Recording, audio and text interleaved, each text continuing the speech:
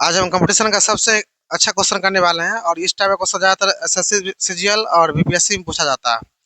और SSC CGL और BPSC के लिए ही नहीं, लगभग जितने भी प्रतियोगी परीक्षा है सभी के लिए इंपॉर्टेंट होने वाला है। तो देखते हैं इस क्वेश्चन को कैसे सॉल्व किया जाता है। इस तरह क्वेश्चन दिया रहेगा कि के का वह मान निकाले जिसके लिए x plus two y minus three बराबर जीरो और five x plus k y plus seven बराबर जीरो समीकरण निकायों का कोई हल नहीं है। तो अगर ऐसा क्वेश्चन दे दे तो देख कर घबराना नहीं, पहले हमको समझना है कि क्या है। तो पहले हम लोग समझते हैं, यहाँ पर समीकरण दे देगा दो। यहाँ पर होता है समीकरण युग्म। एक होता है ए वन एक्स प्लस का हो जाएगा बी वन वाई बराबर हो जाएगा यहाँ पर सी वन। दूसरा होता है ए टू एक्स प्लस का बी टू वाई बराबर हो जाता है सी टू। इस तरह से समीकरण दिया जाता है। समीकरण भी इस तरह दिया हुआ है। तो इसका शर्त होता है, अगर समीकरण में ए वन बट्टा ए two equal to not B one बट्टा बी टू अगर दे देगा तो इसका हल संगत होगा। हल संगत है। हल संगत है लेकिन अद्वितीय हल है। हल संगत है लेकिन अद्वितीय हल होगा। ये इसका शर्त हो जाएगा। जब तक शर्त नहीं पता रहेगा तब तक फिर क्वेश्चन नहीं बनने वाला। ये पहला शर्त हो जाएगा।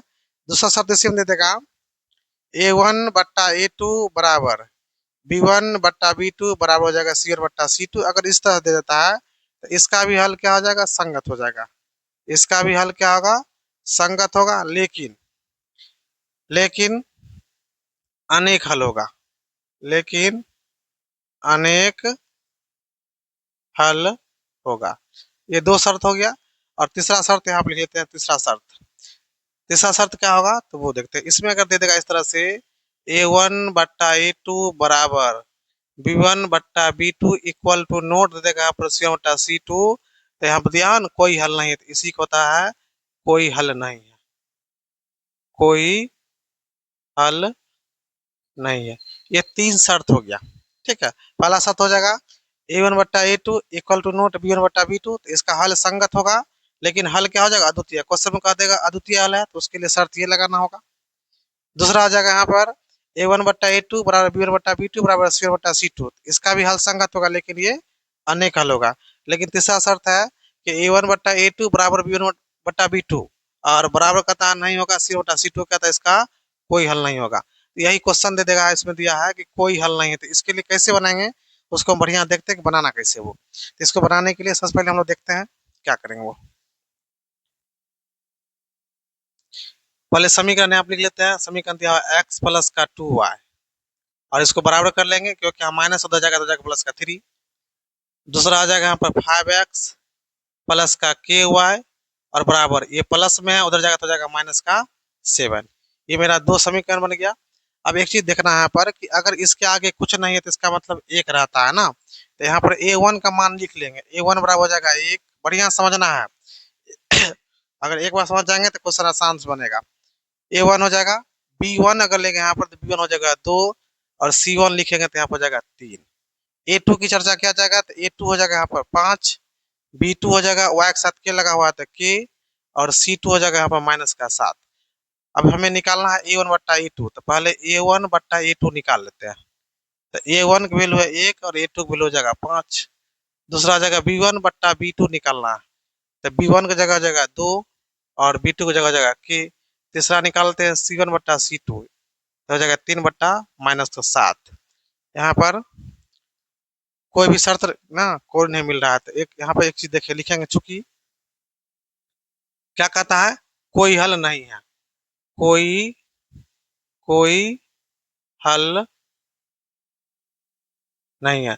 जब कोई हल नहीं हुआ तो इसलिए इसका शर्त हो जाएगा ए वन बट्टा ए टू बराबर बी वन बट्टा B two equal to not हो जाएगा सी वन बट्टा सी टू।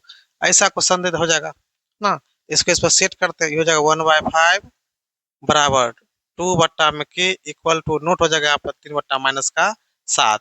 तो जब ऐसा क्वेश्चन दे देगा तो याद रखना है, इसको छोड़ देना है और ये दोनों को लेकर चलना है, ये वाला पार्ट्स को। ठीक है, इसको क्रॉस मल्टीप्लाई करेंगे तो के गुने करेंगे तो के हो जाएगा और बराबर पाँच दूना हो जाएगा यहाँ पर 10। ठीक है, ऑप्शन नंबर कोई है, ऑप्शन नंबर बी इसका सही आंसर हो जाएगा। तो इस तरह से क्वेश्चन दे देगा तो इस तरह से क्वेश्चन को सॉल्व करना है और आसानी से करना है। घबराना नहीं है, आराम से करना है, क्वेश्चन बनेगा। अब अगला क्वेश्चन है समबाहु त्रिभुज से। क्वेश्चन दे दिया है इसमें कि किसी समबाहु त्रिभुज की ऊंचाई 6 सेंटीमीटर है तो परिमाप ज्ञात करें। तो दो चीज देखते हैं, पहले ऊंचाई और एक क्षेत्रफल। तो समबाहु त्रिभुज जब भी दिया रहेगा तो समबाहु त्रिभुज का क्षेत्रफल होता है, क्षेत्रफल √3/4a²। और समबाहु त्रिभुज की ऊंचाई की चर्चा करेगा, ऊंचाई अगर पूछ देगा तो ऊंचाई होता है √3/2a। ठीक है, तो पहले यहाँ ऊंचाई दिया हुआ 6 सेंटीमीटर, पहले ऊंचाई का फॉर्मूला लगा लेते हैं। ठीक है, तो हो जाएगा यहाँ पर √3/2 ए बराबर हो जाएगा 6। इसको इससे गुना कर देंगे तो ये निकल जाएगा √3a बराबर 12। तो ए बराबर हो जाएगा यहाँ पर 12/√3। अब क्या करते हैं, ए निकालने के लिए इसी √3 से ऊपर नीचे गुना कर लेते हैं। इससे भी गुना करेंगे √3 से, और नीचे भी √3 से गुना करेंगे तो ये हो जाएगा यहाँ पर 12√3 और नीचे हो जाएगा 3। क्यों, √3 से गुना करके कितना निकलेगा, 3 ही निकल जाएगा। तो ये मेरा कट जाएगा यहाँ पर, यह जगह यहाँ पर 4√3। ये मेरा क्या निकल गया, भुजा निकल गया। अब कहता है परिमाप, तो त्रिभुज का परिमाप है समबाहु त्रिभुज, इसलिए परिमाप हो जाएगा यहाँ पर 3a। परिमाप हो जाएगा यहाँ पर 3a। तो 3 के 3 एक जगह हो जाएगा यहाँ पर 4√3, इसको मल्टीप्लाई करना हो जाएगा 12√3 सेंटीमीटर। ऑप्शन नंबर सी इसका सही आंसर हो जाएगा। और ये क्वेश्चन देख करके घबराना नहीं है। क्वेश्चन बनाना कैसे वो देखते हैं। क्वेश्चन है, एक घनाकार कमरे के फर्श का क्षेत्रफल 192 वर्ग सेंटीमीटर है। उस कमरे में रखी जा सकने वाली सबसे लंबी छड़ की लंबाई कितनी है। सबसे पहले एक चीज हम लोग देख देते हैं कि घन जो होता है, घन में टोटल अगर फलक की संख्या पूछेगा, फलक या सतह, फलक या सतह पूछेगा टोटल 6 होता है। शीर्ष पूछ देगा यहाँ पर, शीर्ष कितना होता है तो 8 होता है। किनारा पूछेगा इसमें कितना होता है, तो किनारा इसका 12 हो जाएगा। और विकर्ण पूछेगा तो घन का एक विकर्ण होता है, टोटल 16 विकर्ण हो जाता है, यह याद रखना है। तो यहाँ पे एक चीज कह रहा है इसमें, कमरे के फर्श, तो कमरा का फर्श कैसा होगा, वर्गाकार होगा। तो पहले वर्ग का क्षेत्रफल निकाल लेंगे, तो वर्ग का क्षेत्रफल होता है a²। इसको हम लोग मानेंगे a² बराबर 192। इसको लिख सकते हैं a² बराबर 64 × 3, ये तो लिख सकते हैं।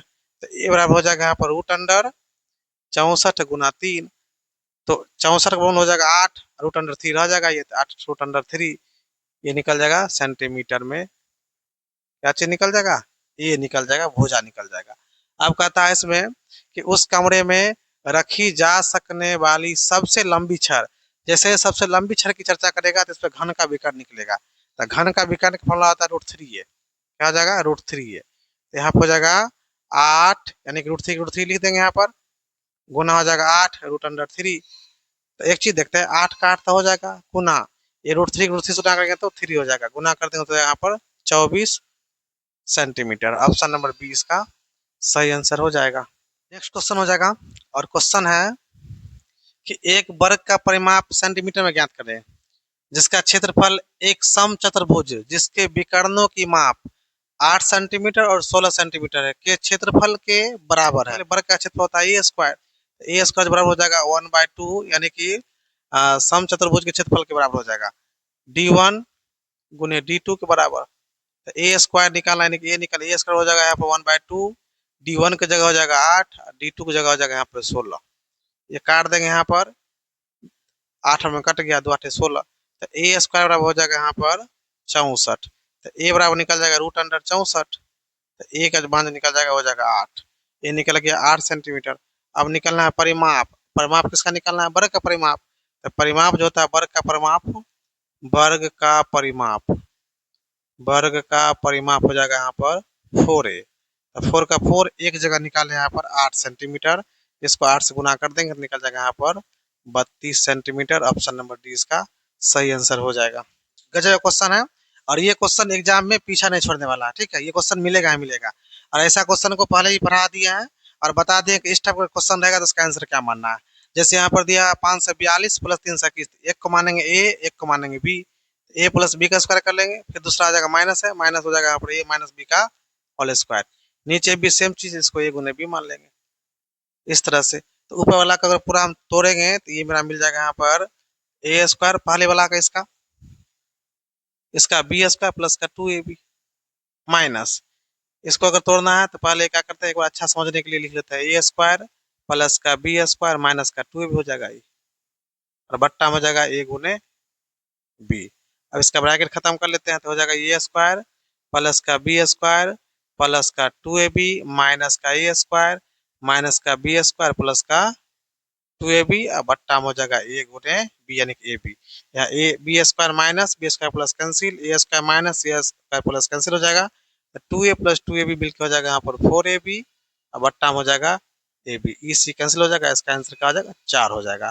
तो इस टाइप का क्वेश्चन जब भी देगा तो इसका आंसर क्या मारना है, 4 ही मारना है, इसलिए ऑप्शन नंबर बी इसका सही आंसर हो जाएगा। अब अगला क्वेश्चन हो जाएगा अनुपात से अनुपात से है। क्वेश्चन यहाँ पर 0.24, 0.6 और 20 का चतुर्थानुपाती निकालना है।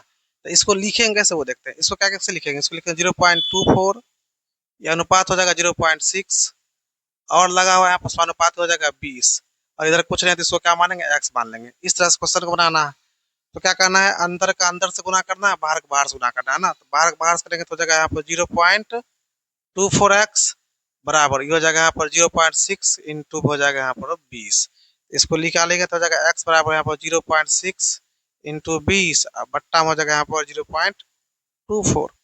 एकदम आसान है। इसको क्या करके यहाँ उड़ा देंगे तो दशमलव, तो यहाँ आ जाएगा यहाँ पर 100, इधर आ जाएगा तो यहाँ पर आ जाएगा 10। एकदम बढ़िया समझाने के लिए बता रहे हैं। तो हो जाएगा मेरा 6 गुने 20 गुने 100 बट्टा 24 गुने 10। बना तो सब लेता है लेकिन कैलकुलेशन करना है समझ करके, ठीक है। अगर एक बार समझ गए तो क्वेश्चन आराम से बनेगा। अब हम क्या करते हैं यहाँ पर E0 से क्या करते हैं, E0 को काट देते हैं, ठीक है। ये कट जाएगा 4 बार में, और इसको इससे काट देते हैं 5 बार में, कट गया तो 5 था कितना हो जाएगा 50। ऑप्शन नंबर सी इसका सही आंसर हो जाएगा। अब अगला क्वेश्चन हो जाएगा यहाँ पर, क्वेश्चन है वृत्त से, क्वेश्चन है 10 सेंटीमीटर त्रिज्या वाले एक वृत्त के चतुर्थांश का परिमाप निकालना है। तो सबसे पहले हम देखते हैं परिमाप होता क्या है। दो चीज पहले देखना है, एक चतुर्थांश का क्षेत्रफल, वृत्त के चतुर्थांश का क्षेत्रफल। चतुर्थांश का हो जाएगा यहाँ पर क्षेत्रफल 1/4 पाई स्क्वायर, ठीक है। और परिमाप की चर्चा करेगा, चतुर्थांश का परिमाप तो हो जाएगा यहाँ पर 2 पाई r/4 और प्लस का हो जाएगा 2r। यहाँ पर त्रिज्या दे दिया है 10 सेंटीमीटर, कितना दिया हुआ 10 सेंटीमीटर है। हम लोग लगा देते हैं फॉर्मूला 2 पाई r, परिमाप वाला लगा रहे हैं, बट्टा 4 प्लस का हो जाएगा 2r। तो 2 का 2 रहेगा, पाई की जगह जो है यहाँ पर, पाई की जगह हो जाएगा यहाँ पर 3.14 इंटू 10, और बट्टा में हो जाएगा यहाँ पर 4 और प्लस का हो जाएगा 2 इंटू 10। ये हो गया। अब इसको क्या करें, काट देते हैं यहाँ से, ये कट जाएगा 2 दूना 4, इसको भी काट देंगे 2 से, तो यहाँ पर हो जाएगा 1.57। ये मेरा निकल जाएगा यहाँ पर 1.57 इंटू हो जाएगा 10 प्लस का हो जाएगा यहाँ पर 20। इसको 10 से गुना करेंगे तो हो जाएगा यहाँ पर 15.7 प्लस का हो जाएगा 20, जोड़ देंगे तो 35.7 नंबर यहाँ पर क्या हो जाएगा बी, इसका सही आंसर हो जाएगा।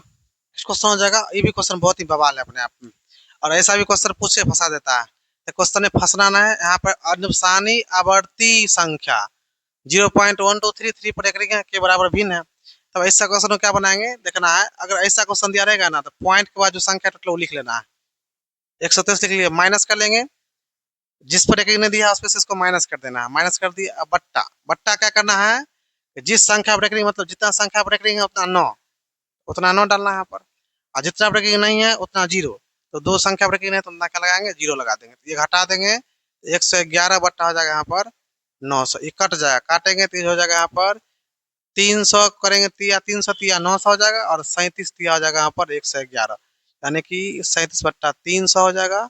ऑप्शन नंबर सी इसका सही आंसर हो जाएगा।